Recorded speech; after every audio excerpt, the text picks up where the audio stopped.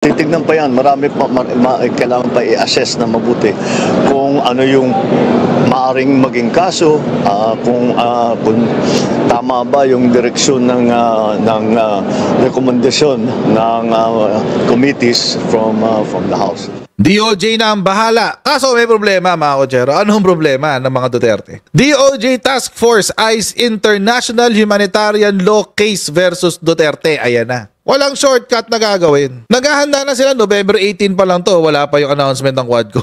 Nag-iimbestiga na kasi sila. Noon pa. So, habang nag-iimbestiga na sila, mukhang doon yung direksyon ng kanilang investigasyon Mukhang pwede talagang kasuhan si former President Rodrigo Duterte. DOJ Sec Remulla, wag nyo na kung ikwento sa amin kung ano yung lumalabas sa inyong investigasyon. Kasuhan nyo na lang kasi kapag kinukwento na pagpaplanuhan kinakabahan ngayon yung kalaban kasi tahimik Tahimik ang DOJ